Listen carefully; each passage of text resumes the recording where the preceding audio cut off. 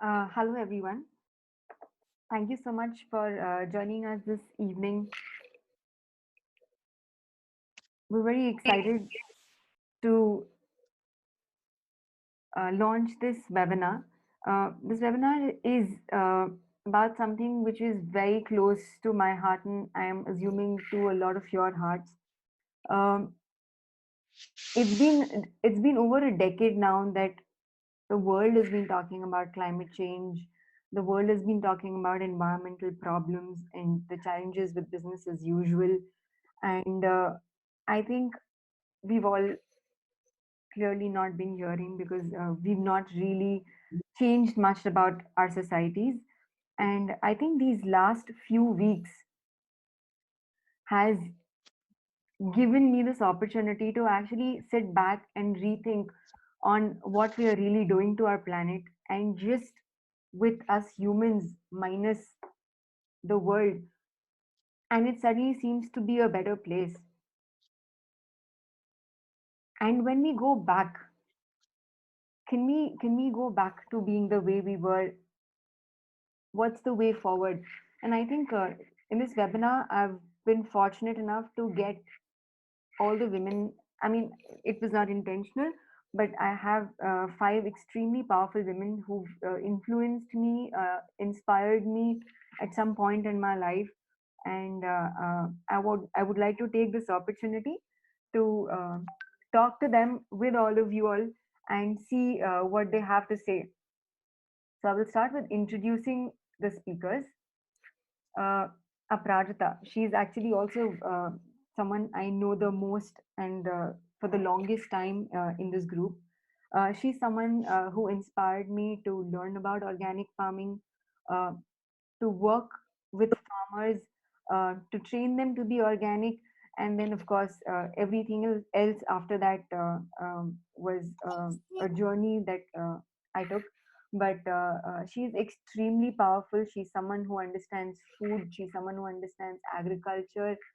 And most importantly, because of her passion, she actually gave up her job in the US, came back to India, and now she lives on a farm near Shantiniketan, and she grows everything that she needs for her family on that farm. She has built a mud house there where she lives with her family, and she's been a big source of inspiration to me. The next speaker that we also have with us is Gauri Di. She's someone who is extremely passionate about sustainable living, about organic businesses, about women, about waste, about agriculture. And she's someone who mobilizes people around her, creates opportunities for people around her. All of this extremely selflessly. I'm a part of a group called Bhumija, which she runs, where she supports women, organic women entrepreneurs to find markets. Maushmi Di. So she's someone I've known the least in this group, but someone I've been extremely inspired by. A few years ago, she was detected with cancer, and unlike most people, she sought to find answers to her problems through traditional solutions of Ayurveda, healed herself, and has now been on a journey to share that knowledge of healing with the others, and how all of us can heal ourselves using natural means. Uh, and she's extremely inspiring. She's also an entrepreneur and a very successful one. Latadi. So the first time I met her was at a workshop that she was taking on waste.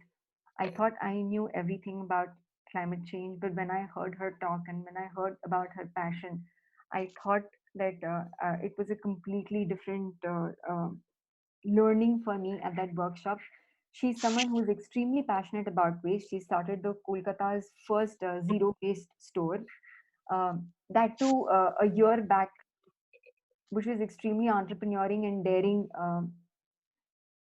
Also, she's a part of ACTS, which is since the lockdown has been actively working to provide food for communities who do not have access to food, and she's been working tirelessly day in and day out to ensure the food is being served each and every day, and they serve to now 15,000 people across Kolkata. Apart from that, she's also founder of Green Legend, and she does amazing work on waste. And Namrata, she's someone who is again full of life. So I love this picture of hers, which we put. This is exactly how she is. She's full of life. She's an artist. She's a designer. She's a sustainability enthusiast. Um, there is nothing that I know that she does not do or she's not been a part of. An extremely inspiring lady, and I would love for her to talk about fashion, but in a conscious way. So, with that as an introduction to our panelists, I will start with asking a few questions, that burning questions that I have, that I want to ask them. We will follow that up with questions that participants have shared with us in advance. And then we will open the floor for all of you to ask more questions. And in case you all have more questions that you all want to ask, you all can also post it on the chat and we will try to take them up as well. So my first question is for Aprajita. Also, Aprajita, like we requested you in the morning, while you answer your question, we would also love for you to show us your farm, which I know will inspire many. But my first question to her is, some of us feel that once the lockdown opens, life will be back to normal. You said someone you knew was very excited to go and eat their chicken roll. What is at stake if we continue to live the way we do and businesses run as usual?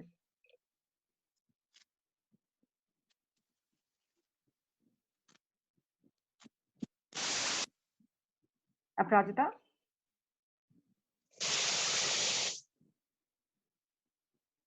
Sunandira, Okay. Aprajita, we can't hear you. Uh, we will can you? we will take your question. We will take your question next.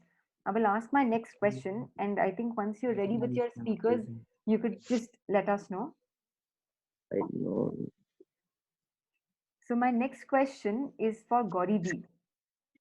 So Gauri Di, with all of this lockdown, COVID-19, what is the kind of impact that you see on businesses, and what kind of innovation, sustainable innovation change is needed in the business community to cope with COVID-19? So, yes. So first of all, let me introduce myself again. I'm Gauri Sareen, and I'm associated deeply with the organic community and agripreneurs across India, as well as another community which is living without medicine. Um what one is part of versus what is really happening across India. A big example is yesterday, one of my tenants who runs a steel industry and fairly well off a tenant with the steel industry. He called me up and he says, "I'll not be able to rent your place anymore." And that was the first time it really hit me. I knew that the industry is completely hit. Businesses are going down under. They are jobs which are being slashed. There are salaries which are being slashed. So all of this was, kind of, one was hearing about it, but it was not something which was visible to me personally. And then when I heard this, I knew that the downturn had started. Funds had started. The fund crunch had started, and the sourcing of funds is going to be one critical issue. So my two bits about businesses, apart from just organic business, which is also facing a fair bit of tough times. I think not just the organic business. I think the agriculture itself is facing tough times because of the food supply chains, etc., not being so well streamlined. Is that yes, we are going to face, businesses in the next 1 year are going to face a tough time. What is the silver lining, however, is that there is a chance for a lot of the businesses to really re-strategize, to really rework their goals, and the opportunities that are going to open up. For example, there's so many businesses which have recently started in the whole area of sanitation, for instance, right? a large number of entrepreneurs never knew anything about sanitation suddenly started working on sanitation products. It's also very true that Southeast Asia is beginning to open up a lot more to India versus China. So I don't want to get into a China versus India debate. But the fact is that there have been a lot of feelers now from Southeast Asia to move manufacturing facilities to India. So I see that being definitely a silver lining. But for me, the most important thing, which I feel that businesses need to realize in the context of what we are doing, which is, wings of change, is that they need to rethink how they have been running their businesses vis-a-vis the entire environment, right? I think that businesses which have been so far extremely irresponsible towards environment, look at how the nature has beautifully responded to this lockdown. And while the lockdown isn't a happy story to share, there are a lot of happy things which have happened due to the lockdown.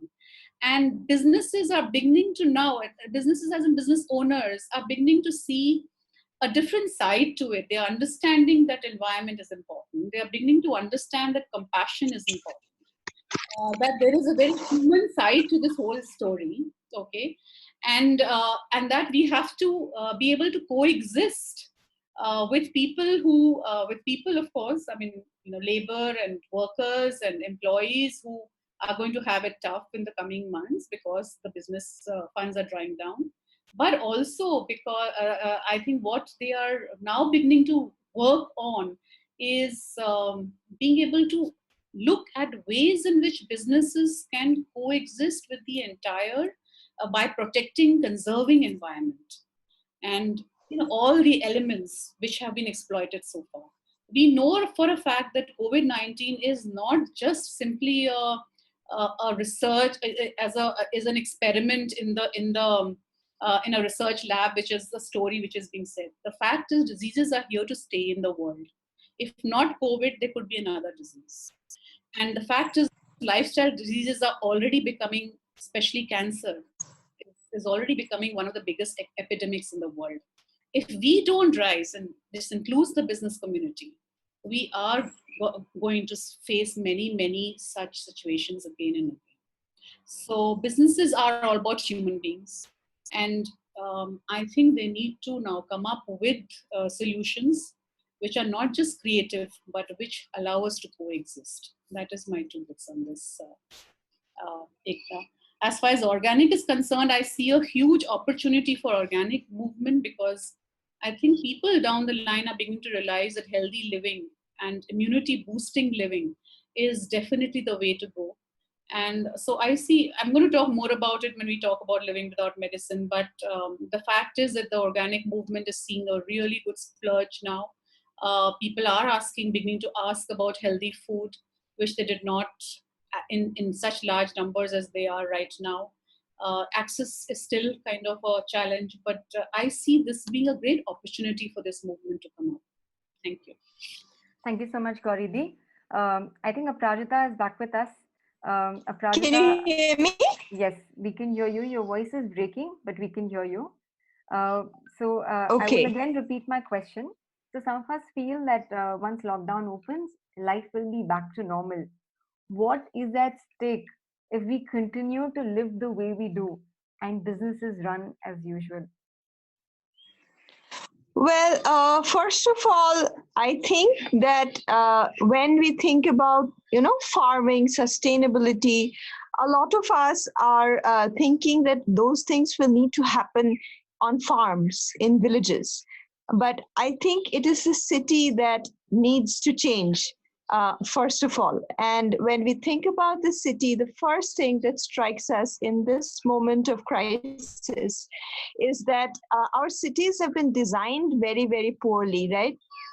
So we have not paid attention to, how the sun travels in the sky, how the water falls on us. And none of these things have been taken into consideration when we designed our cities. And sometimes they were not even designed consciously. So what we need to do is to bring nature. I think, in my opinion, it is time that we brought nature back into the city. We brought food back into the city. We brought medicine back into the city, not in packets, but in their freshest forms available alongside nature. So the biggest change that I would like to see in the city everywhere is people growing their food in the city. We have immense areas which are not being used, public places, sidewalks, parks, apartment complexes, terraces. Every person has a chance to grow some food in some way, and that I think is the first step that we should be thinking about. Also, nature performs because there is diversity in nature, and by not thinking about the diverse ways in which a city could operate, we are so hung on growth that we have forgotten about everything else. And although, in situations such as this, we can see that growth is not really helping us out in moments such as these. We need good food, we need clean air, we need good water, and everybody needs this. This is not a class privilege. None of these three things are class privileges. It belongs to every person on this planet. And for that, I think we need to be redesigning our societies as well as our cities, the spaces where we live, in order that when a crisis such as this hits, it does not overwhelm us in the way that it has in this situation. Also, we think that we have borrowed our models from places which are also suffering in this situation, right? The model for growth is New York City. The paved streets, the huge buildings, right? The lifestyles that we think of. And look at what is happening in New York City right now. So we need to rethink our models of growth. We need to rethink, how we can bring nature into our lives, how we can, include growing food in our lives, include clean water, fresh air in our lives. So I am envisioning a city where there is little or no car traffic, more public transport, more ways, cycle pathways, more forests, more food forests, more trees, and more urban gardens, of course. Thank you so much, Aprajita. That was very inspiring. My next question is for Latadi. So, Latadi, I want to understand from you, why is it important? Why is sustainable consumption important? How can you reduce waste? And what is the importance of segregation? And also, why should you reduce waste? Hi, Ekta. Hi, everyone. It's a very good question. Sustainable consumption is your first question. And we've become a consumer society today. We are buying, and buying more. Because we are buying more, we need bigger houses to buy, to keep all the stuff that we are buying. But we have to realize, do we need so much? We have to differentiate between our needs and greeds. That's the main thing we have to understand. Every time we go out to buy, we must understand, do we really need it? We already have a cupboard full of clothes, but we are still going on buying because the fashion says to buy. And so we have to understand ourselves, our needs, and where our needs and where our greed begins. So we must, at every step, we have a lot of good speakers here. At every step, we have to understand what is really that I can use for a longer time. Anything that I can use for many years is goodbye. Anything that is fashionable and only going to last one season is definitely a bad idea. And our society has been, Indian society has been very conscious society, and we've believed in circular economy, used clothes for siblings. Siblings have shared clothes, and we've used our old T-shirts as swaps and dusters. I think we have to go back to the age that our grandparents, where our grandparents and parents lived, and used up everything to the last mile. So that I feel that is what is sustainable consumption. And as far as reducing waste is concerned, as soon as you start living a zero waste life, as I do, or a minimalist life, your waste, pattern decreases to a great extent. Today, we are into a lot of junk eating, junk food eating. Children are eating chips and cokes, and mineral water bottles are a big. We feel the normal tap water is not potable. We need to buy a mineral water bottle, and we are contaminating our landfills because of that. So we really need to understand. We have to follow the principle of the 5 R's that I do. The 5 R's stand for refuse, reduce, reuse, recycle, and rot as in compost. So once we start following these principles, you reduce a lot of waste in your life. And how do you compost? We'll come to it later on in the talk. And yeah, I think anything else, Ekta? No, thank you so much, Latadi. Uh, my next question is for Moshmidi. So, Moshmidi, we would love to hear from you, especially now that everyone is talking about building immunity. Could you tell us how can we protect ourselves, build our immunity to fight against different kinds of infections, especially once the city opens up? Moshmidi, are you on the line? We can't hear you. Okay. Oh, sorry, I had not unmuted myself. Yes, we can Hi, hear you thank now. you, Ekta. Can you hear me? Am I Yes. audible? Yes. Yeah. A very good evening, everybody. So, first of all, yes, this is what I have been preaching. I think since last 4 5 years, that what is very important for us right now is to improve our immunity. Instead of taking medications, what Gauri preaches that a life without medication is much better, and for that you need to improve your immunity. And immunity is not only about our self immunity, we have to look after the wellness of our surroundings, inside us, and also the air around us. And also, it's about the community, the wellness of a community. And for building our immunity, there are 2 3 different ways that we can do it. First of all, is a very, very sustainable lifestyle. So we have to cut down on the waste, and that includes a lot of chemicals that we take knowingly and unknowingly in our day-to-day life. Whether it's chemicals that we take as we use in our daily lives as personal care products. Talking from say about detergents that goes into the water and pollutes the water, because the same water comes into our food cycle as groundwater. And starting from that to the chemicals that we use in our daily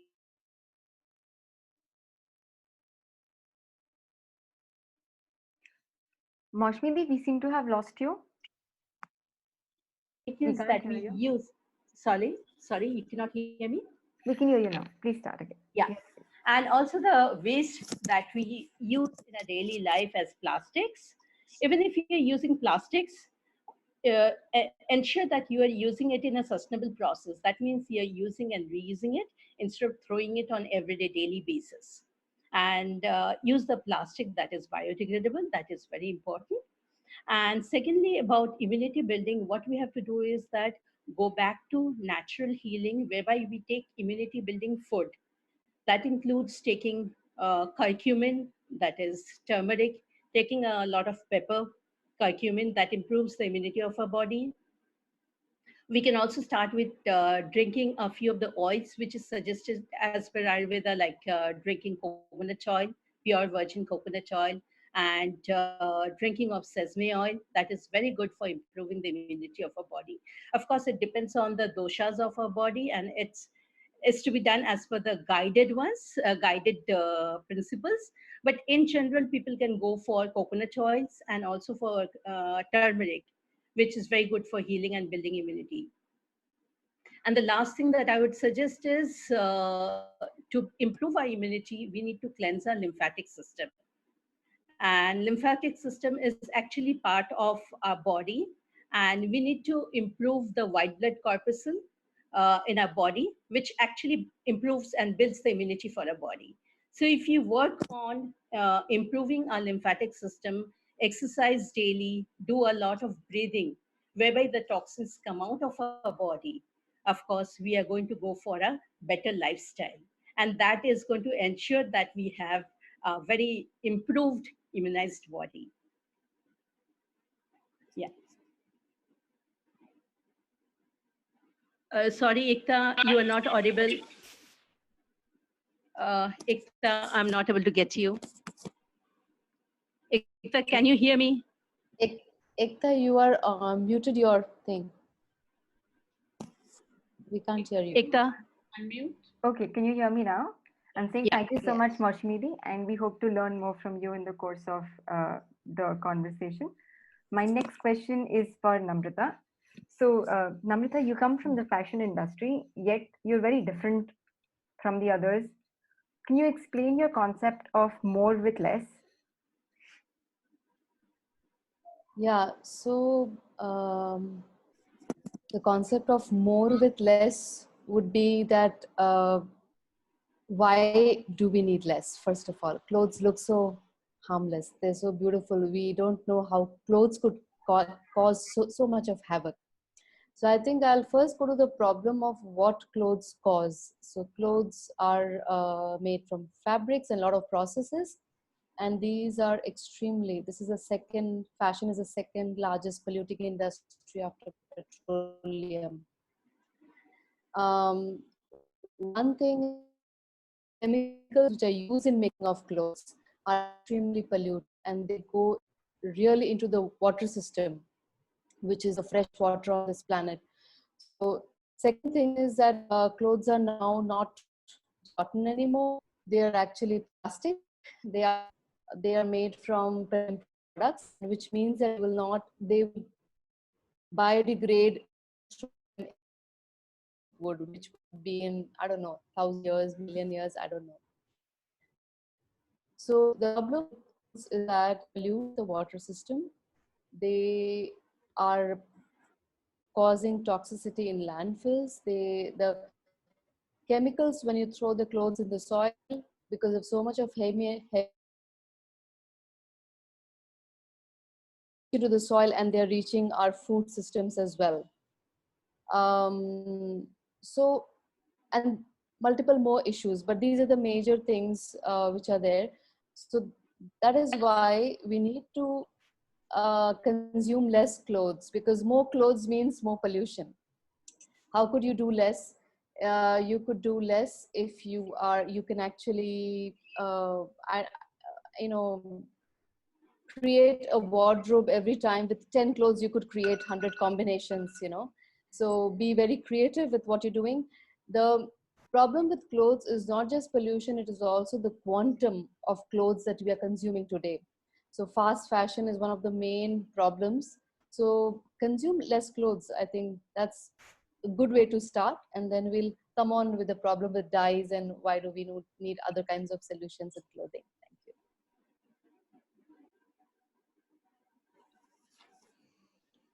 Ekta, you're on mute. You are on mute. I think I'm going to keep myself unmuted. I keep forgetting to unmute myself. But thank you so much, Namrata. There was so much about clothes that even I didn't know. And just 1 second, Aprajita, you're wearing a National Diet top, the one I gifted you, and I'm so happy to see. One thing I'll ask, that very few people possess National Diet clothing, and I think that you can actually spot if anybody in the crowd where you are, is anybody wearing a National Diet piece of clothing. Yeah, please continue. That's lovely. Thank you so much. So my next question is again for Aprajita. So Aprajita, I'd love to know what inspired you to give up your life in the US and start all over again as a farmer. Has it been rewarding? And what have been your key learnings or takeaways?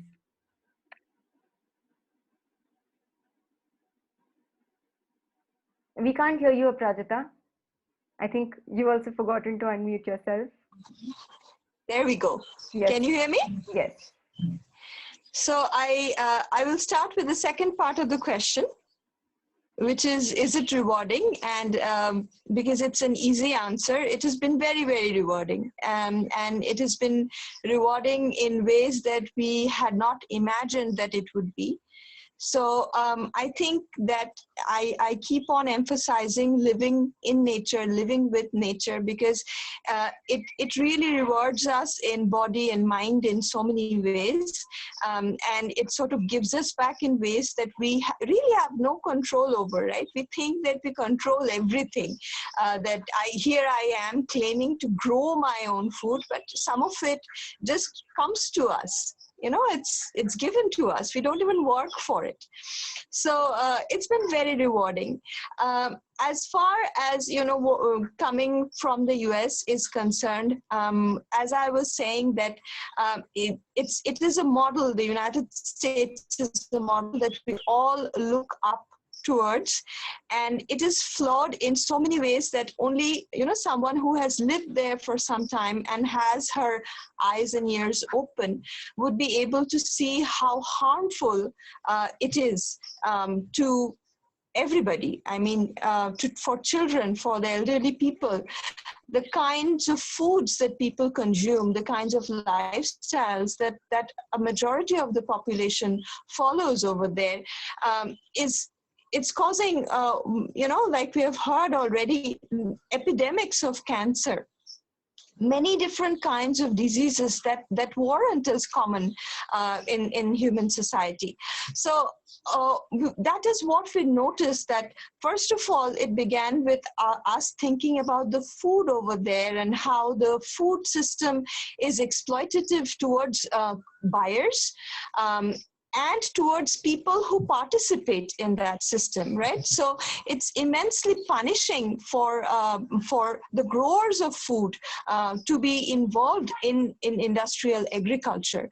They are the frontline workers who take all the poison into their own bodies. They're the frontline workers who are witness to all the animal cruelty. I mean, unimaginable acts of cruelty towards animal. And I'm not vegan or vegetarian myself, but we took deep exception to the way that the meat industry operates in the United States. So these are some of the issues that you know, started you know, the thought process in us, that something is very wrong with this system. And that is why we thought that India was sort of at the crux at that moment. We were trying to bring in a lot of food from outside. We were very excited about these food chains. So that is where we thought that we would come and share what we have seen in the US, or what we have felt was very wrong over there. So we see the same kinds of things happening here as predicted.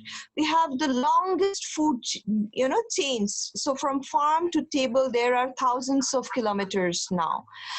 We have these large bodies that buy only from large farmers, and that in a way is very, very harmful to the environment. Small farmers have been growing the largest amounts of food on this planet since the time that, you know, farming started. But when it comes to large industries will tend to fall back on large farmers. So that is a problem right there, because a large farmer cannot grow his or her food sustainably. I am busy right now. You please go.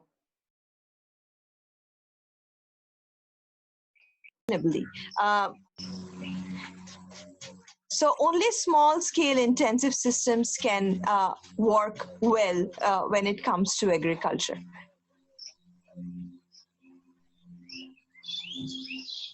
Ekta, can you hear me? Ekta, you again muted. Can you unmute yourself, Ekta? Yes, I can hear you, Prajita. Okay, all right. So that was my answer to your questions. Thank you so much.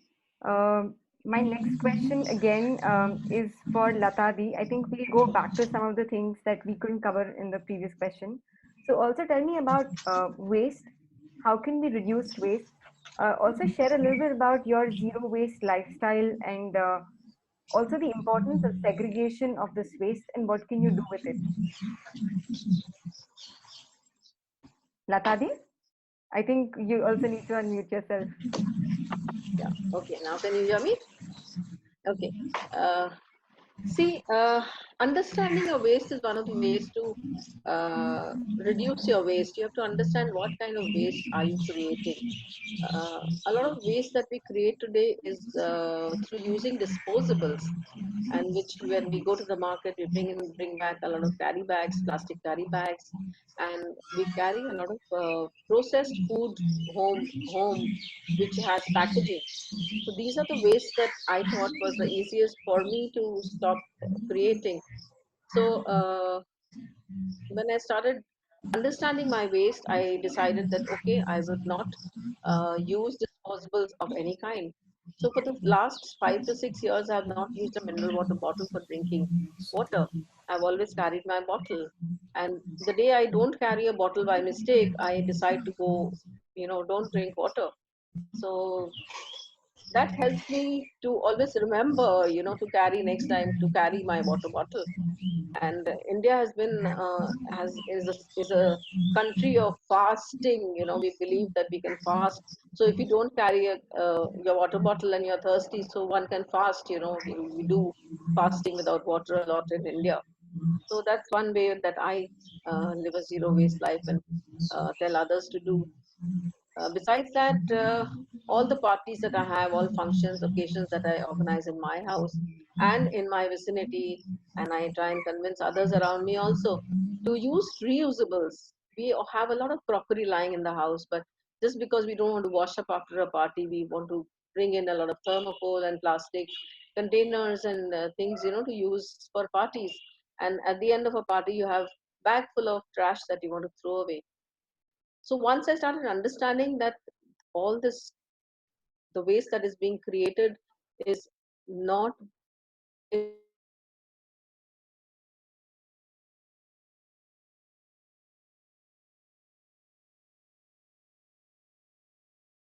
one of your question was how do we segregate? The reason, the need to segregate is the need to, when you look at your waste, you realize that there is actually so much of resource in your waste. The food waste that we create, or the kitchen waste that we throw away, is such a big resource for our gardens. Once we compost that, and it's a very easy process. I've been composting,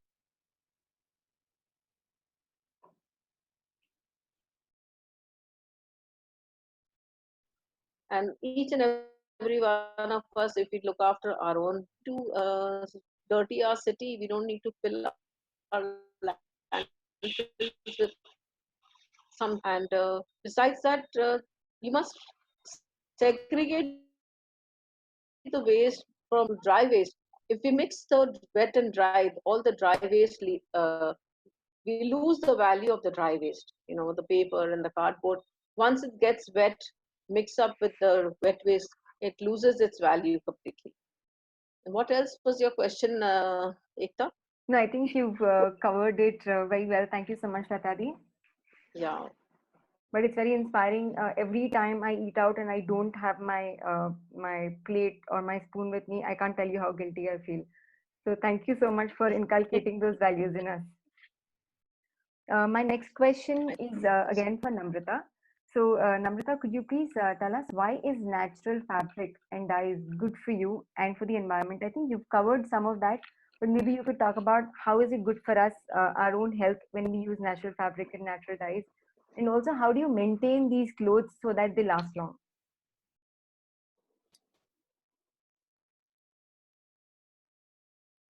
Namrata, I'm just unmuting you. Okay, Yes, okay. now you're unmuted. Yeah. So the answer is in nature.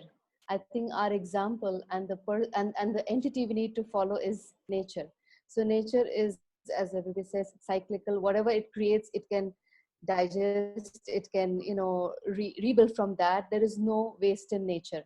The answer is right there. When we use a natural fiber, it is, of course, from the word that it's natural, It can biodegrade in a normal span of time as nature does. So this whole concept of biodegradability has to be a little clear, because everything on this planet can biodegrade.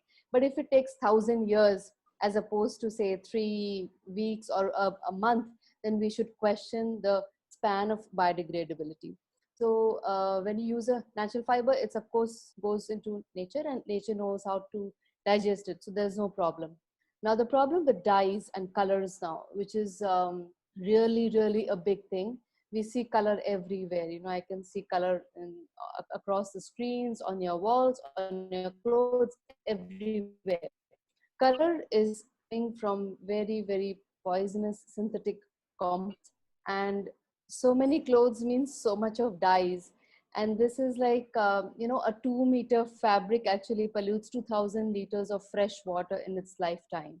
If you just take a moment to think about number of clothes and just multiply by 2,000 liters of fresh water, this is in the lifetime of a cloth. I mean, from a crop to a final stage. But I mean, just think about the quantity of fresh water which is polluted. And when a textile company uses this water, it is unfit for consumption by anyone. It is not possible to clean it.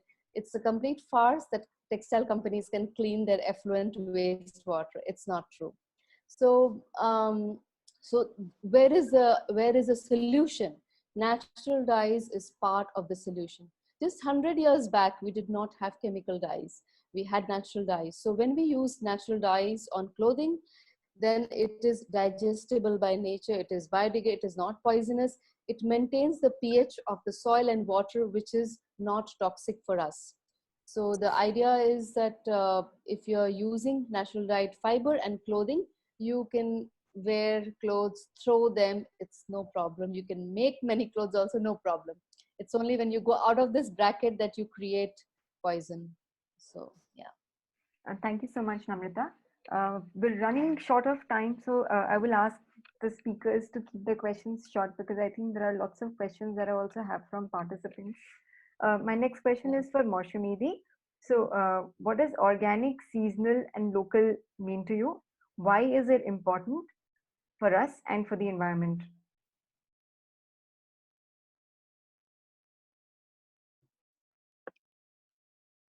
Maushumi, we can't hear you. Making the same mistake again and again. All You're of us forgetting to unmute ourselves. Okay.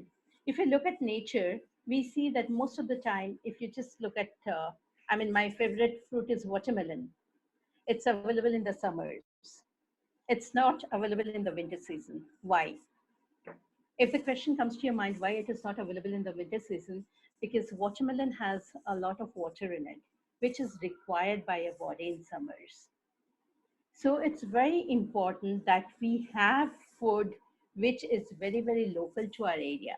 I've seen many people in India, I mean, it's all over the world, like we like to get food stuff from outside. Especially I've seen people saying that we love oils, to use oils on our face, which are from outside, maybe argan oil or macadamia oil. But trust me, nothing like coconut oil or sesame oil for your skin, because it's very natural, it's very local. When it is local, then you have all the ingredients that is needed by your body, your skin in that. Because your environment, the demography is such that whatever is required by your body in that area, in that condition, the soil condition is conducive, the weather is conducive, and you have the right amount of nutrients and minerals in the food. So it's very important that you eat local and you buy things which are locally available.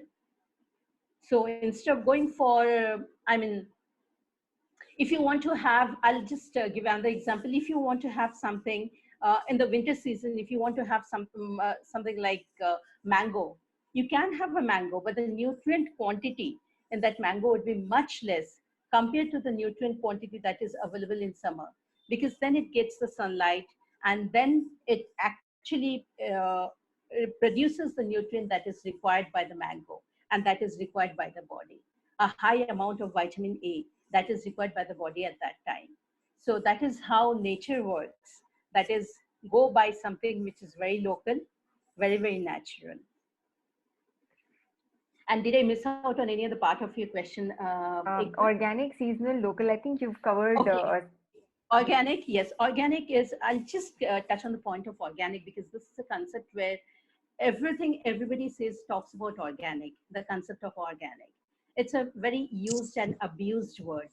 Okay. Organic means something which is produced by nature without the intervention of chemicals. Nowadays, even in our organic certification that we get, we are allowed to use certain amount of chemicals in that. Even while using the fertilizers and all, we are allowed to use certain amount of chemicals, which is not done actually. Organic means something which is by nature, from nature, and for nature. And chemicals is not acceptable because, as Namrata said correctly, it takes time to degrade in nature. So we should try looking for solutions. Somebody asked in the chat box right now that if you don't go for consumption, how is it possible? It's not about consumption, it's about responsible consumption. We should try to go back to nature as much as possible, whereby we use sustainable lifestyle. We're not asking you to totally cut down from consumption. Just be more responsible enough to use something which is helpful for our body and also helpful for nature. Like just now, Namrata told about the dresses. I mean, when you wear natural dresses with natural colors, it's not only good for nature, it's also good for your skin and your body, because that is what the body will accept, the skin will accept the natural colors. And it's not going to cause any allergy to our body. Similarly, when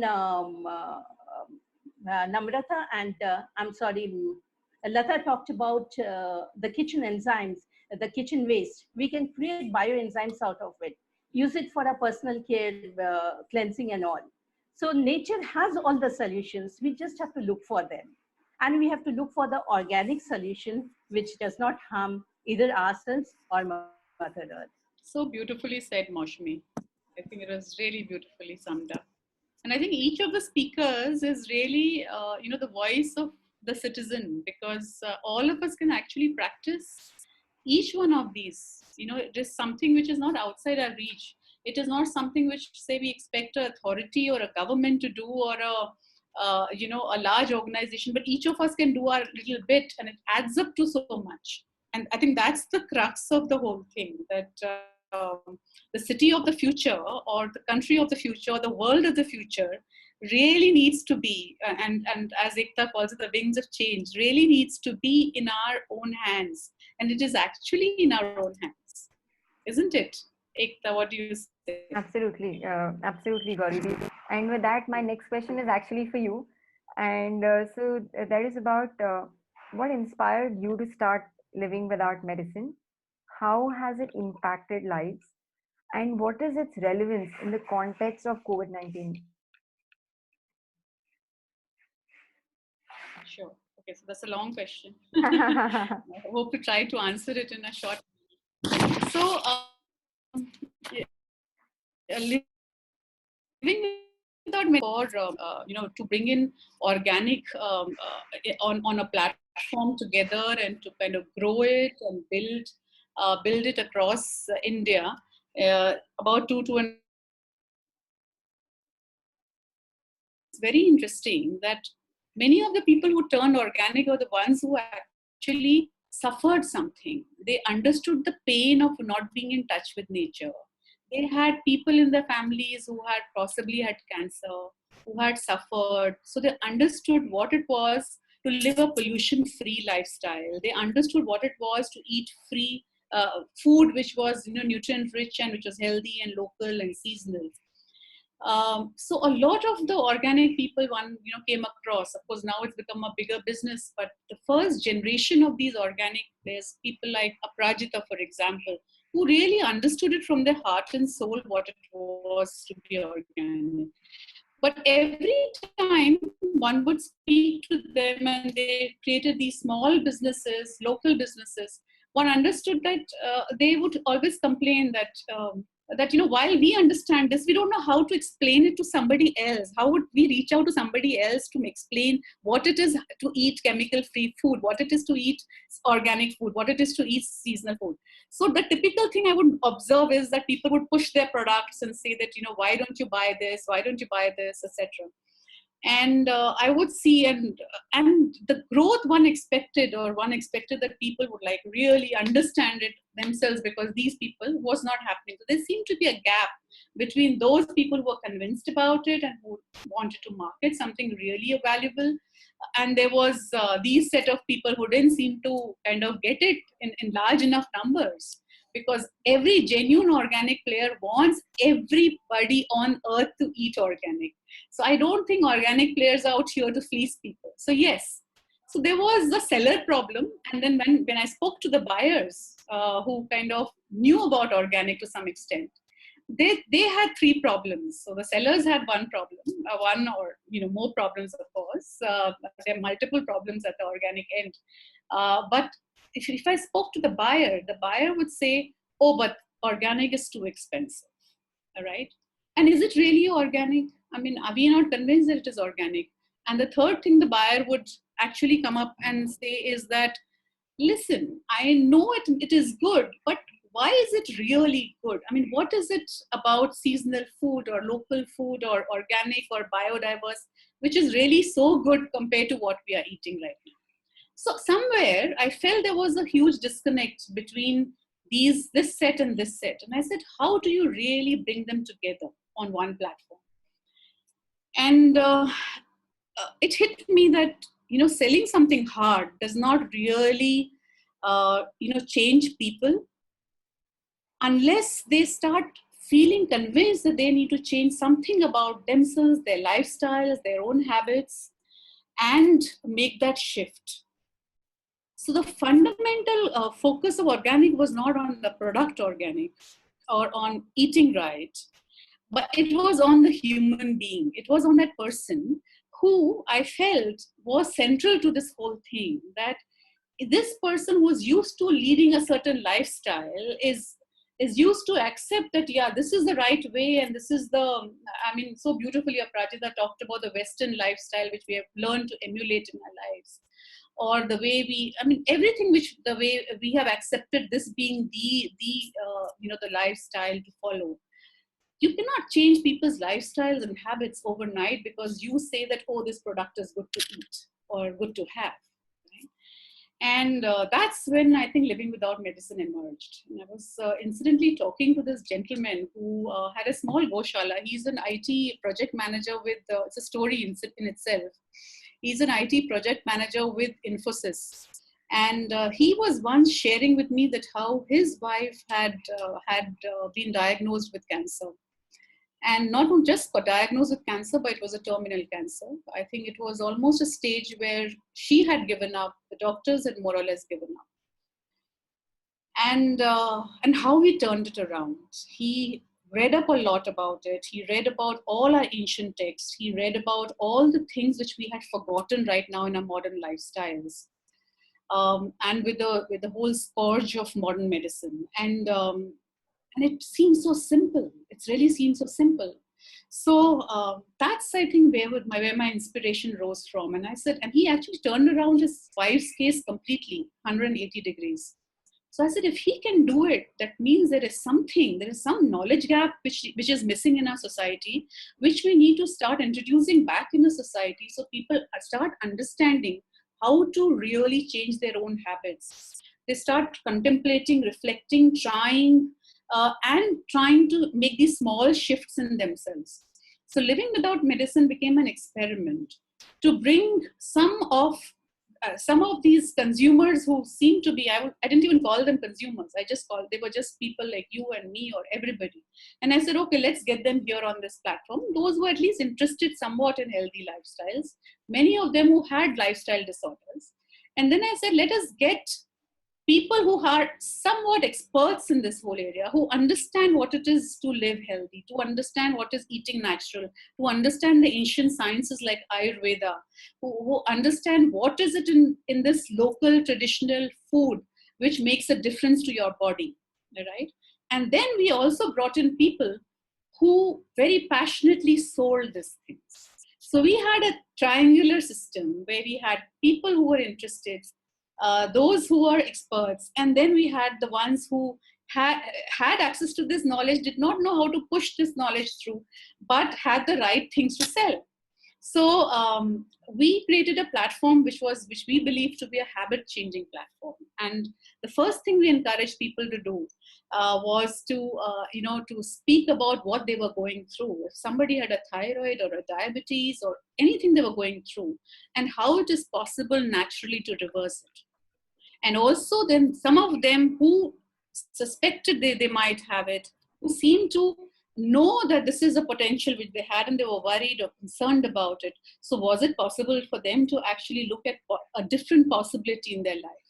So we started opening possibilities for people, having conversations, dialogues, questioning every single thing. And when people then came up saying that, yeah, I really feel that this is affecting me and this is bothering me and I need an alternative, then we had our people who were producing or selling organic, selling millets or selling, what say you, so the whole idea of living without medicine, it was a completely local system. So we have living without medicine in about 14 cities of India right now. And we encourage each of these, the people, community members in these groups to eat local, to look at the biodiversity locally in their area, and to access that local food, because that is really when food becomes, well, many people call food as medicine, and I try not to call it food as medicine, because I really feel that food is far beyond medicine. And medicine is only something which cures an ailment, whereas food does much more than that. It actually prevents anything which can happen. And the way our ancient text, if you look at Ayurveda, the way it has woven this whole beautiful system of living naturally with ourselves, with nature, with the food we eat, the way we sleep, the way we wake up, what we do with our entire life, with the seasons, I think it is phenomenal. So if you can weave in an entire system of how to live well, how to eat well, together with the environment and nature, and especially and also wear well. I mean, I completely, Namrata, I want to put it on record that the number of skin diseases which are rising right now is not funny. And one possible reason is the fabric which we wear. I mean, I will not say that's the only reason. There are many other reasons. There's gut health, which is one big area of concern. But yes, I think wearing fabric which is friendly, making sure that we are cleaning our fabric with detergents which are, which have less chemicals in them. So a lot of this is something which now really needs to come back in society. And living without medicine is this entire system, or to actually get people connected to the whole idea of what Aparajita is saying, or what Lata is saying, or what Namrata is saying, or what Maushmi is saying. It's really all woven together into this community sharing. That's fundamentally. You'll have to tell me the second part of the question, and I hope I have not taken too much time. No. It is great. And I'm so excited to be actually hearing all of you all over again, and also answering questions that I've always wanted to hear from you all. But I think so I think I'm out of questions that I had for all of you all. Also because I think there are so many questions, so many good questions that we already had from participants. We kind of have about 2 minutes, but if it's okay for most of the participants, I think we will continue for some time, because I think there are many interesting questions. But if anybody needs to step out, please feel free to do so. And we will also be sharing a video of this webinar with all of you. So in case you miss parts of it, you should be able to see it later also. But I think I'll definitely like to take a few questions, because there are some very nice questions from participants. Also, I see on the chat some Q&As are already going on between speakers and participants. So that's really great. And please continue to ask your questions on the windows, because I doubt I'll be able to take too many of them. So two questions that I've absolutely loved that came from the participants. I'm going to take them up first, and I would also request, so I have names of speakers that I had thought of, but if anybody else would also like to share, please do. The first question is, when change comes at a cost, acceptance is the challenge. how to cut through? This is a question from Mamta Jain. I would love for Prajita and Namrata to definitely answer this because I know that they've sacrificed a lot to be able to be where they are. But of course, I would request everybody else also to pitch in. Well, can you hear me? Yes, we can. Yes. So, I think that the one thing that we all need to underline here is this planet is not ours. We might keep on thinking about our own health, wellness, mental well-being, but first of all, it also belongs to thousands of other life forms, and it belongs rightfully to our children. So if we do not think about change, if making certain changes to our lifestyles seems to be so difficult to us, then we're not thinking about future generations. We have been stealing from them. We have stolen their water, we have stolen their air, we have stolen their petroleum. And now if we are concerned only about our own health, own well-being, then we are being extremely selfish to our children, to our own children.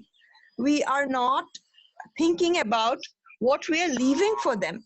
If we take out all the water from under the soil, if we leave all the air polluted, if we give them poison food to eat every time, then are we being good parents to our children? And it does not matter if they're our own children or our friends or our somebody in our family or our community. By children, I just mean future generations. And we have been the worst parental generation ever. The last 150 years, we have been the biggest stealers, exploiters the planet ever has seen, and we need to mend that. So inconvenience is something that we all have to deal with. We have to change our lifestyles. We have to change how we have behaved on this planet. We have to act more humbly towards other people, towards other species, and especially towards future generations if we want the planet to continue. We have to cut back on the number of things we have. We have to cut back on consumption. We have to drastically reduce how we use and abuse things. We have to drastically cut back on the way we want to be convenienced. We have to be inconvenienced. That is the least that we can do for our children. Wow. I've been I've been working with Natural Light Clothing for the past 10 years, and it's been a very, very satisfying journey. First of all, they are beautiful colors, not just healthy for the planet and us and for other life forms. They are beautiful colors. They are very soothing on skin. They do not cause cancer to the people who make our clothes. We also have to understand that people who are working in textile industry are very, very potential cancer patients, including us having skin diseases from it. So yeah, they are beautiful on skins, and the design is one aspect that one can use to make so much from Natural Light palette. Often I hear people say, but the colors are so limited. What I'm wearing right now is also an indigo and madder dye dress. It was orange first, then I changed into this blue color, purple color. You can do so much with natural dyes. And the good news is that you can actually learn it yourself and also practice in your own house. And just like urban gardening, natural dyeing is now possible to be done in your own house.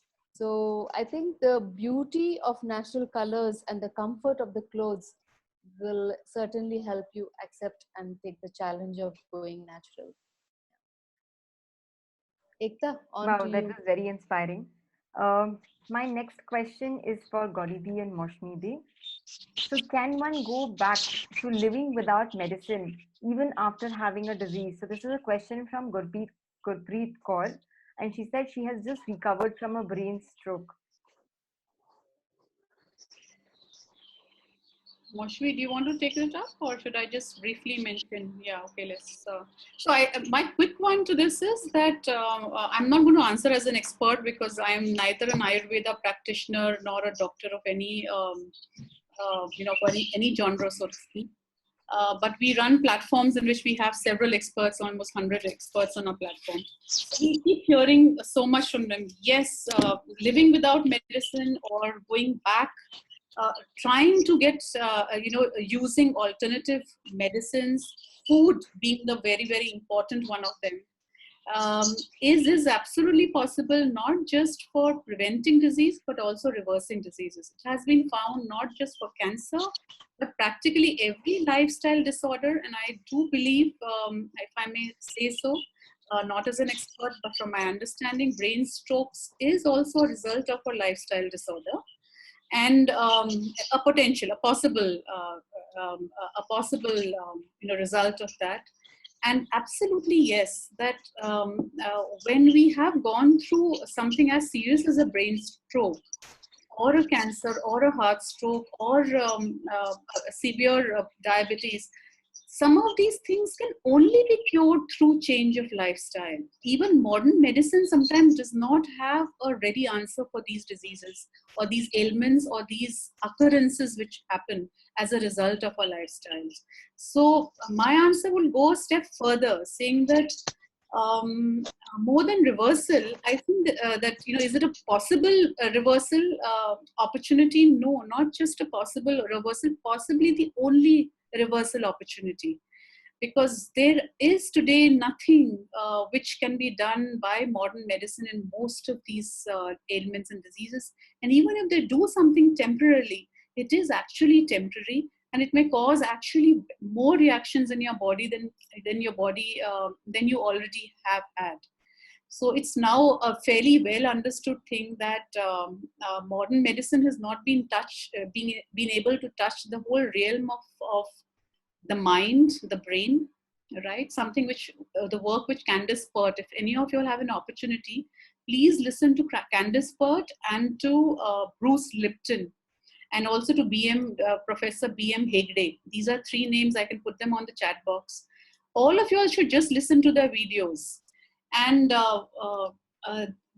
Big Pharma is something which has become, has been a money maker. And yes, it has its big advantages. There are certain things which cannot be done without Big Pharma and modern medicine.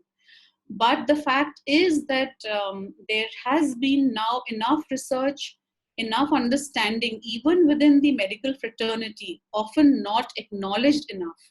But there is understanding today that most of the diseases which are created due to stress, created due to environmental factors, due to our own lifestyles, can only be cured by the reversal of these lifestyles and these stress factors and environment, all three of them put together.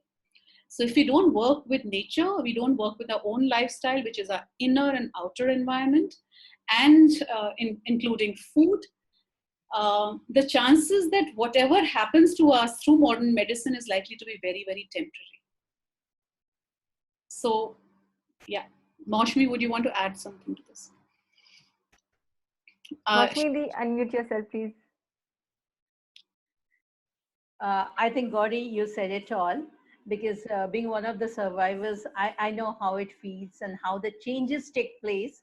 And that was one of the reasons that from being a network engineer, I came into sustainable skincare. Because there was a time when I hardly had hair on my scalp and my face was like moonscape with all eruptions all over my body. And because the medicines had reacted, more than that, more than the chemotherapy, it was the after effects of the psychometric medicines that I had taken.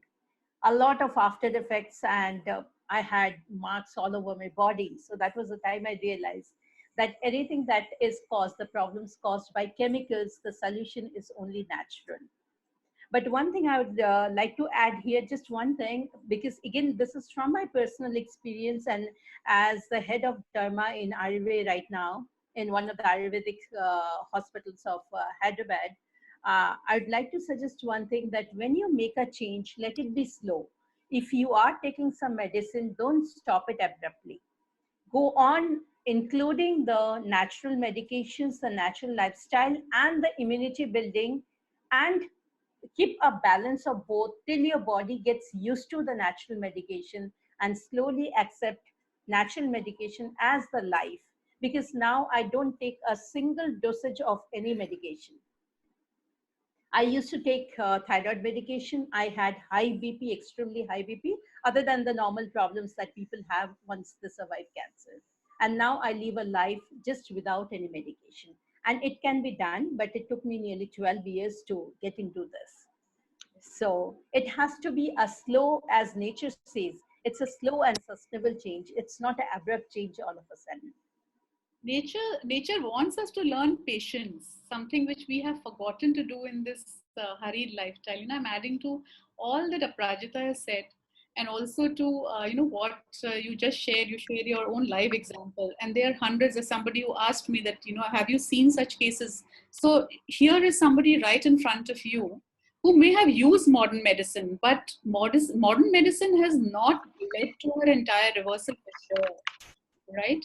We've just had two very big personalities, public figures who passed away with cancer, Irfan Khan as well as Rishi Kapoor. But for every two of them, there are 200 who get saved. And trust me, the ones who actually get saved in a proper manner, who come back in the way, say, beautifully Maushami has, they have typically used natural ways to come back. And I know hundreds of such examples who are doing that. We just did Ekta, I'm not sure whether you caught on to that. We just conducted a six-day webinar, all on reversal of lifestyle disorders.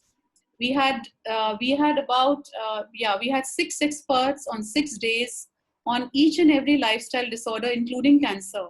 We covered thyroid, diabetes, PCOS, I don't remember the rest, cancer, and a couple of others. So we covered 6 of them, and all through natural ways, Ayurveda, naturopathy, some part also homeopathy. But let me tell you, all the doctors, while I thought they will talk about their medication, etc., none of them talked about medication. Almost all of them talked about lifestyle change. All of them talked about lifestyle. Could we also have links to these videos which we can share with all the participants today? Yeah, we have the links. So That'd be great.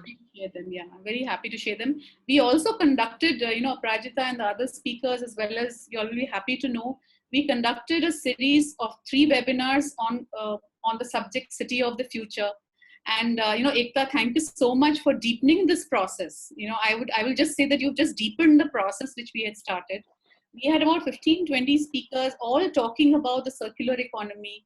I mean, the circular ecosystem. I don't call it the economy, I call it the circular ecosystem, and how important it is for every single individual to understand why they need to conserve water, or what they have to do with water, what they have to do with waste, what they have to do with bioenzymes, what they can do with upcycling, recycling, work with grow your own food, create food forests everywhere in the city.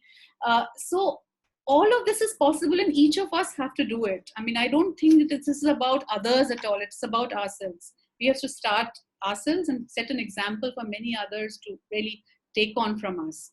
Yeah, I'll rest my thought here. So I'm going to come back to you and Maushami once again on what kind of lifestyle changes can people make, even if they don't have a disease. So both of you can think over it while I will take a question for Latadi and then come back to this answer. So Latadi, there is one question from Bharat Koel. He says he wants to set up his own terrace garden, but the failures from the past is obstructing him. He needs help. So could you please say how can he do that? Hi, Bharat. Thank you for your question. Failures are stepping stones, is what I believe. I have also started my terrace garden and had my failures and successes. So we just carry on. I mean, start composting your kitchen waste. I hope you're doing that. And just start.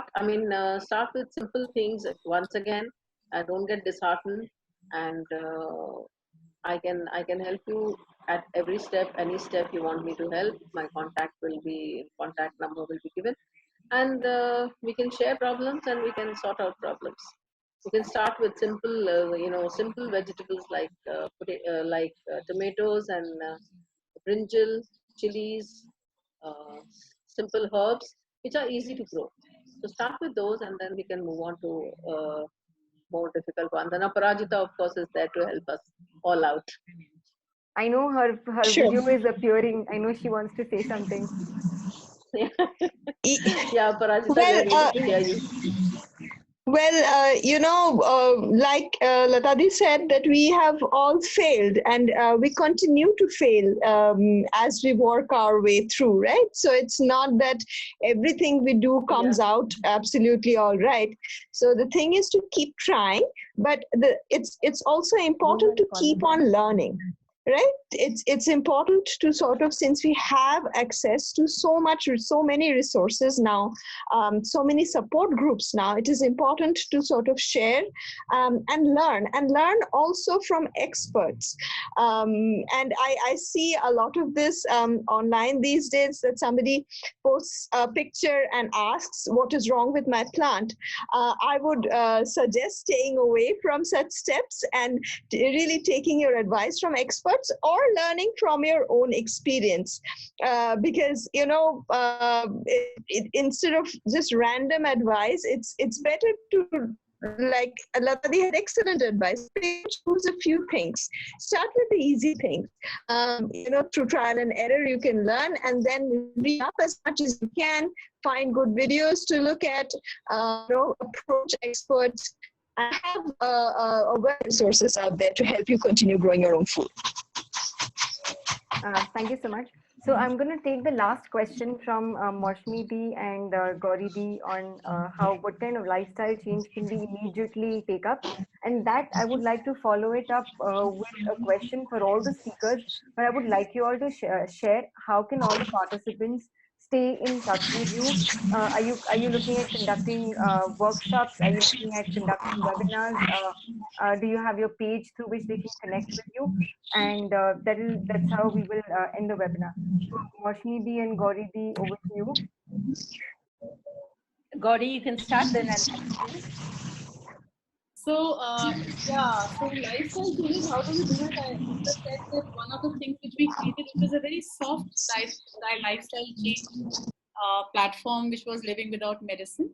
And we also have now platforms like City of the Future. We've also built platforms in which we have key members of any city coming together, and we allow civil society members, people who have worked, experts on waste, on farming, etc., to come on those platforms and speak about them, and slowly and softly influence them.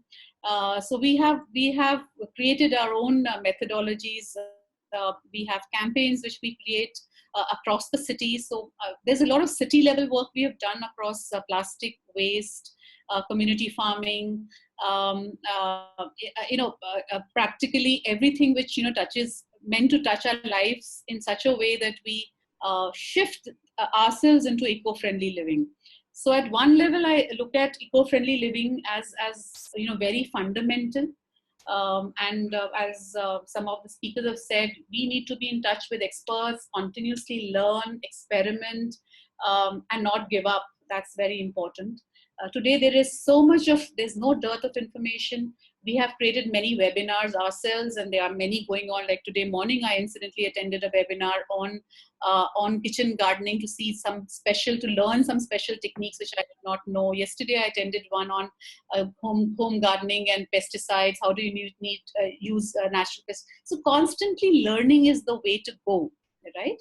On Living Without Medicine, we have created the opportunity for people to create collective wisdom. So while we have experts there, and while we have specific people who know their stuff well, we've created a collective wisdom space. So we genuinely believe that everybody brings in some piece of knowledge somebody else does not have. So it's a continuous learning platform. You're most welcome to join this platform. Our a number, I put it also on the chat box. My number is 98182 90990. Quickly again, 98182 90990. If you send me a message, I'll make sure that you are in the city group, because our whole focus is on local ecosystems. So we'll put you in that particular city group. We want Kolkata as a city to come up now. We've not been able to get that much support there. Now these wonderful protagonists here. So we will build up Kolkata also together, like some of you may have already done. So feel free to be part of these platforms, ask your questions. We really encourage people to ask questions about themselves. One of the very sweet things I had done, and I'm willing to share that as something which I thought of just out of the blue. And you hear these Luke Coutinho's and Rujita Divekar, they're all on Facebook sharing great tips. And I said, I'm neither of them, so what do I do? So I learned a lot in the whole process. And then we created the 7-week health challenge. And what we did is that we made the 7-week health challenge so simple that people would break, every week they would learn to break or make a new habit, which made it so easy for them. For example, when you talk about lifestyle, we've been by and large talking about, nature, etc. here, but I'm going to now, and the circular ecosystem, but I'm going to touch on food a little bit more because that's really the area I work a lot more in apart from sustainability. So what we started teaching, most people are used to refined oils, for example, or they are used to having rice, which is polished, right? Or they're used to having white sugar, or they're used to having, so there are certain things in our life, or used to having bread, right? So this is typically our lifestyle because we have learned to grow up like this. So bread, which is white flour, and refined oils, and sugar, white sugar, all of this is become part of it. Now, how do you get people to start shifting from these 4 or 5 habits, just to begin with? As simple as this. And what is the alternative which you give them? So that was the first level we started with. And then we said, what is it which is locally available, which is biodiverse? For example, I mean, it was a discovery for me when I was in this journey of, and I'm most passionate, I haven't touched upon this. My biggest passion is traditional foods and biodiversity of seeds, so that we get access locally to what has been known to be really nutrient rich for that particular region, season, all of it together. So when I started traveling last 1.5 years and discovering different parts of India, and I found these amazing fruits and grains, pulses, vegetables, which I did not find in other parts of India. And sometimes one discovered about them somewhere from different part of from Europe or US. For example, about 3 years ago, I came to know about flax seeds. And I used to always think that flax seeds is an imported concept coming from somewhere in the West. And suddenly we had these flax seeds as superfood in our kitchens, trying to eat half a spoonful of it with great distaste. And to my surprise, I discovered that this is actually, when I went to Uttarakhand and I went to Bihar, I was given alsi ki chutney. And I said, what is alsi? And they said, this is flaxseed. And I discovered that here is the superfood recognized by the world today, which is eaten by local Indian regions like Bihar and Uttarakhand, and which we have completely forgotten, we are not aware of at all. And I can tell you hundreds of these things which exist today, thousands of rice varieties which are so good for our palate. And if we eat them, we don't have to be constantly in touch with hybrid varieties which cause us bloating and several other problems. So fundamentally, and same for wheat. I mean, today there are wheat varieties of Khapli and rediscovered wheat varieties of Paigambari and Sona Moti has been renamed. One of them is called now Sona Moti. It doesn't even look like the typical wheat you're used to. And these are very low on gluten compared to the gluten-rich wheat we have been eating. So it's such a vast field, this whole field of immunity itself. You asked me one question of how do I relate it to COVID-19. One is we don't have a choice. I think one of my webinars I said that just be selfish. We don't have to think about others, just think about yourself. The only way is to start with yourself. When you understand that if you don't learn to live with nature, you don't take care of yourself, you don't learn to eat the right thing, understand what is grown for you in a particular season, in a particular region, in a particular way, cooked in a particular way, supposed to be had by you. if you don't learn to coexist with your cows and your insects and all of that ecosystem around you, right, you are bound to suffer in the future. We are going to be, like Greta Thunberg has been saying this again and again, but we are going downhill if we are not going to be selfish. We have been selfish in a different way. We have been selfish by following a different route. But trust me, that is not selfishness. That is actually going down the drain. And Vandana Shiva puts it beautifully in her video. If some of you have seen her videos regarding this, that we are the most stupid race. What are we doing? We are just killing ourselves. We're destroying ourselves. We're destroying our inner gut health. We're destroying the outer soil gut health. That's also a gut, incidentally. So if we want to build immunity and we want to live a disease-free life, we want to lead a happier life, we want to lead a life which makes us happy. And I don't think it makes us happy to run away to the mountains and the forests and the greens every 1 or 2 months because we're living in this very, very sickly environment with full of pollution and which is killing us constantly. I don't think so. I think we understand, we are wise enough to understand that, listen, we are running away because this is not something we want to have. We don't feel happy here. So, so there are 6 sixes I have come up, there are 6 C's I have come across, come up with. And I feel the COVID-19 lockdown, and I want to end it here, the COVID-19 lockdown actually should be able to bring us close to these 6 C's. And if they have not, really, we need to rethink about it very, very seriously. When we get out of the lockdown, if we don't go out with the 6 C's, we have lost the message. The first C is compassion. I think we have learned to be more compassionate, not compassionate to the earth, to the human beings, to creatures around us. I saw a whole lot of compassion this time. And that deepening compassion needs to stay back with us. That's one. The second C is cooperation. There's been enough of competition. The whole Western paradigm which has been brought to us is the competition paradigm. We have to learn to live in cooperation. We have to understand that competition is going to kill us. Some competition is good because it raises us to excel. But competition is not the way to go. We will have to learn to cooperate with each other, coexist. Coexist and cooperation is going to be our second motto. The third is conservation. We have to, I think so many have already spoken about minimalist lifestyle. Sonam Wangchuk has taken out a beautiful video on minimalism. Consumerism is out now.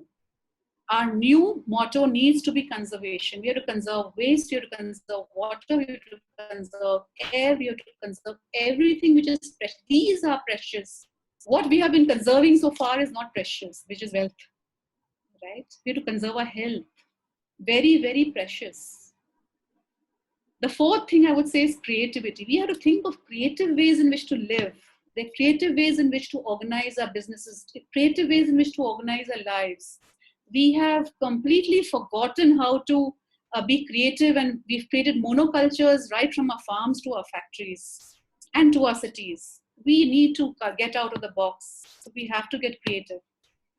The fifth one is courage. To do all of this, we need courage. We have to live with courage and confidence. We need a lot of internal courage, a lot of inner belief that, listen, we can change ourselves in this whole lifestyle, because we're not going to get anywhere if we don't have this inner belief and courage. And I want to end with this, that for all of this to really happen and to make a difference to us, we'd better be contemplating. Contemplation is my last and 6th C. If we haven't contemplated enough, we are not going to get anywhere. This is the time for us to contemplate. This is our time for us to really make the shift.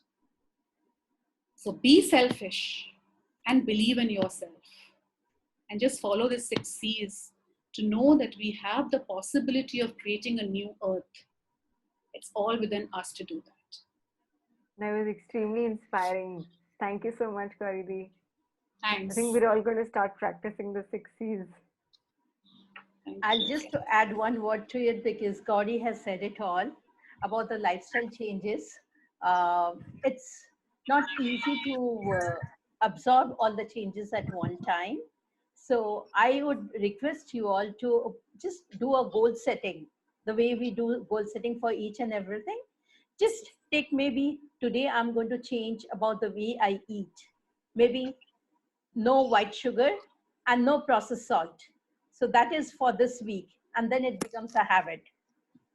So next week you say that I'm going to cut down on the amount of food I eat outside. Of course, now post-COVID, everybody has stopped eating outside, but it's more of homemade food. So slowly, as you make this lifestyle changes, you'll realize that slowly you are able to absorb everything without actually feeling it's too much on you. Otherwise, you'll feel, oh, what am I doing? Am I able to see the changes? So you should be very happy about making the changes, accept it, and this is something you're doing it for yourself and nobody else. You're just doing it for yourself. And make those changes a slow but a permanent change. And as you go on doing it, trust me, you'll be able to see the difference not only in yourself, in the environment around you. Thank you so much for the patient hearing. And also, would you like to add, Maushmi, how would you like people to stay engaged with you going forward? I have already shared my phone number. You all can mail me at Maushmi. My spelling is Maushumi, Maushmi@miralq.com. It's Maushmi@miralq.com. And my phone number is very easy. It's 943112025. Also, are there any workshops you're planning to do, maybe around building immunities, or is there a topic that we could engage with you on? Mainly because that is something which I actually tell everybody is on lymphatology, that is on building immunity with self-healing massages. Because what we need to do is heal ourselves so that we can teach others how to heal themselves. Unless we heal ourselves, we cannot teach others. So I have found out it's patent applied for, again, technique for self-healing. It's a massage technique that you do using your own hands, and we take it up on Skype. And maybe Ekta, you can, because right now I'm not doing anything in India. Most of the time I do it abroad. Ekta, you can take up a webinar on lymphatology. I can give them the starting gist of how to start it. It can be done for the face, it can be done for the body, it can be done for scalp with severe conditions. Because I remember Ekta sharing a question about somebody suffering from joint pains, rheumatic Yes, arthritis and we or couldn't something. take that up because of time. So yes, Yeah, please do yeah. share. So, I mean, when you have such autoimmune diseases, even for autoimmune diseases, slowly, because we are cleansing our lymphatic system, which is the sewage system of our body. It's just like a closed drain. So once we clean that drainage, it actually starts moving clearly. Because as per Ayurveda, there are two tissues in our body. They are Rakta and Rasa. Rakta is blood and Rasa is the lymph. So once we clean our lymph, our body is clean. This is a very, very old Ayurvedic knowledge, but people have been talking about the lymphatic system now a lot in the Western world. But trust me, it's very Indian and it's very, very Ayurvedic. It's very natural to our body, Ekta, and let's all of us take can it do up it. as our next set of webinars, teaching self-healing like lymphatology. It's self-healing. That is Absolutely, what I would absolutely. suggest, because the doctors had given me 3 months to live. They had just given me 3 months, and that is something I did not accept. I was like, I'm going to come back. And so most of you who are suffering, trust me, once you believe in yourself, you say, yes, I'm going to do it, and you can do it. It's not difficult. Thank you so much. You can always do it. Absolutely. And thank you, Ekta, so much for No, thank you connecting so all much. of us and taking it further. Thank you all so much. Also, I think Gauri mentioned it, but I'm mentioning it again. So there's a group called Living Without Medicine, and we would like all of you all to be a part of that group. So we will also share details of that WhatsApp group. Gauri has also mentioned her personal number so that you all can PM her to join that group. So who else is there? Prajita, would you like to share how can people engage with you?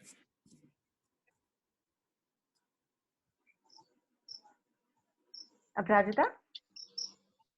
Ekta, your voice is breaking.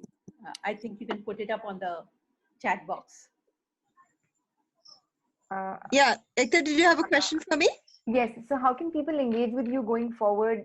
You mentioned your Facebook page, Smell of the Earth, and your personal number. But are there any workshops you're looking to do, or anything else that they could engage you with? Sure. We teach a couple of natural farming workshops every year, 7-day workshops, and those are professional workshops meant for people who want to set up food ecosystems. We usually teach one in March and one in September, but this year, who knows what is going to happen. But whatever happens, we will keep posting on our page. Prajata, can you do the workshops online also? I know that, kind of it's not the same, but at least some part of it. Well, with farming, it's really difficult because a lot of it is very hands-on. Yeah. And it's about getting your hands dirty, getting down soil and working with soil. So it's a bit difficult to do them online. So we usually just do them here at the farm. And people also get a sense of how we live here, why we chose this life, what exactly we do throughout the day. So those of you who have been here know that it's sort of, our farm is set up in such a way so that it gives people a sense of how this might work for people who are looking to grow their food. And we also teach a few short workshops, day workshops on urban gardening. And we have kids workshops, things like that. We post about everything on our Facebook page. So that's possibly the best way to keep in touch with us. Great. Thank you so much. Latadi, Namrita. Thank you so much, Ekta, for this session, organizing this. And thank you everyone for being here. If you want to learn how to do natural dyeing, herbal dyeing yourself, you can reach out to us at our email ID, which I shared, or we also have an Instagram page. You can learn how to dye, you can teach other people, and if you are a brand, you can actually access natural dyed fabrics to use in your collection. And if you want to wear, you can always also look up Biome Conscious Fashion. So yes, and we do teach natural dyeing to everyone, from a child to an industry expert to an artisan, and everyone. So wherever there is color, wherever you see color, not just clothes, if you want to go from chemical to natural, just reach out to us. Thank you. Latadi.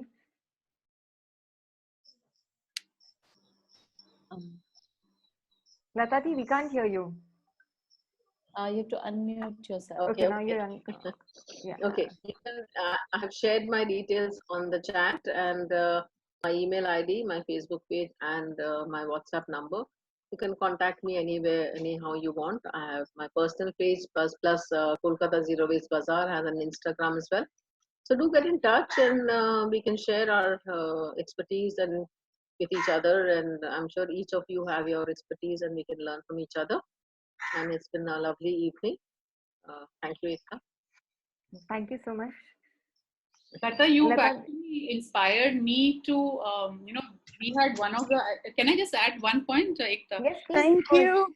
So yesterday, one of our, NGOs who's working in this whole space of waste, upcycling waste, she called me up, the owner, the one who drives it, and she actually called me up and said, "Sorry, Didi, should I just stop this business because it's I don't think it's possible for me to sell my products and stuff like that." And she used to typically sell them in corporates.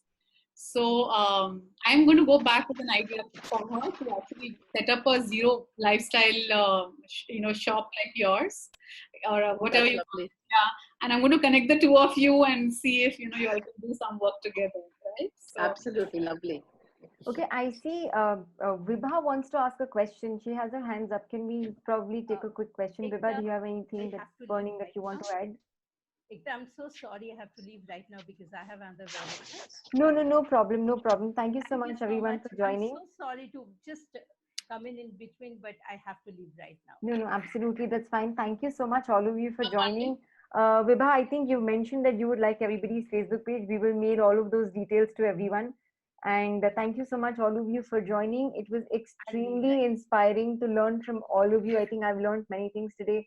Thank you so much, all of you, all, for being excellent participants. And we hope to stay in touch with all of you and hope we continue to learn. Thank you so much.